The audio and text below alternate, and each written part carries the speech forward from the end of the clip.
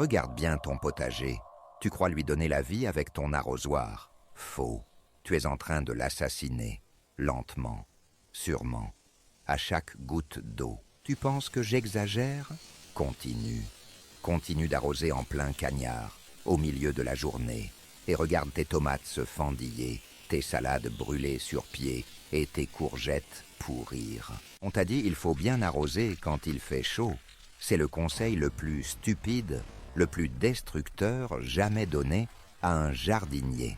C'est un mensonge vendu par des ignorants. Tu crois que le seul problème, c'est l'évaporation? Tu n'as rien compris. L'évaporation, c'est le cadet de tes soucis. Le vrai danger, tu ne le vois même pas. Premier acte de torture, la brûlure.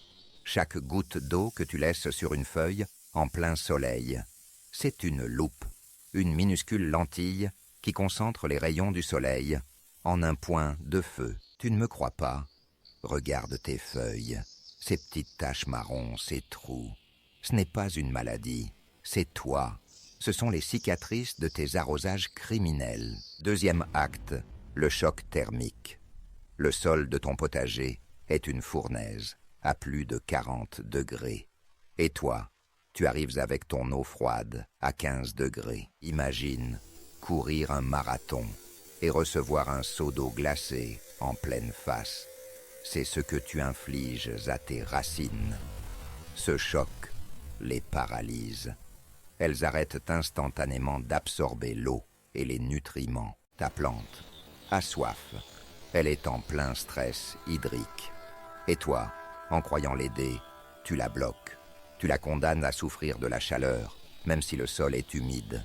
C'est absurde. Troisième acte, le pire. Tu invites la maladie. Arroser le soir, quand le soleil se couche, c'est encore pire. Tu crois bien faire, mais tu crées une bombe à retardement fongique. Le feuillage reste humide toute la nuit. Chaleur de la journée plus humidité stagnante égale le paradis pour le mildiou, l'oïdium, la pourriture grise. Toutes ces saloperies qui vont anéantir ta récolte. Tu te réveilles le matin, tu vois des taches poudre blanches et tu cours acheter des poisons chimiques hors de prix. Mais le coupable, c'est toi. C'est ton arrosage du soir qui a tout déclenché. Alors, on arrête le massacre. Maintenant, il n'y a qu'une seule et unique règle. Une seule. Tu vas l'imprimer dans ton cerveau. L'arrosage, c'est le matin.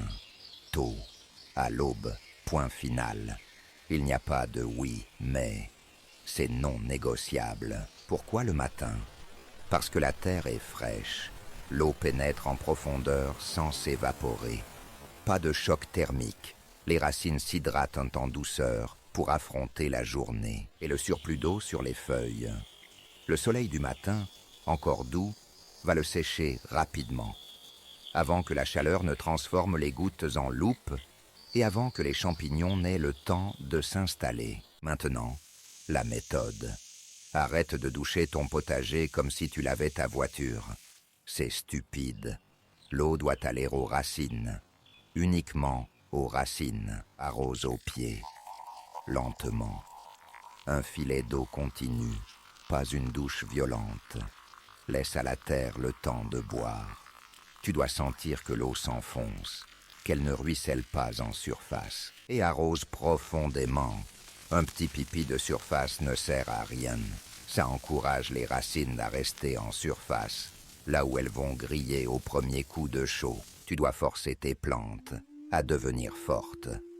Un arrosage copieux, en profondeur, 1 ou 2 fois par semaine, est 1000 fois mieux qu'un petit peu chaque jour. Force les racines à aller chercher l'eau en profondeur.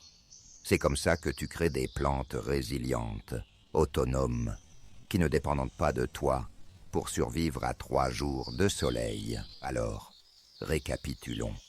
Ton arrosoir est une arme. Tu peux l'utiliser pour tuer ou pour donner une vie abondante.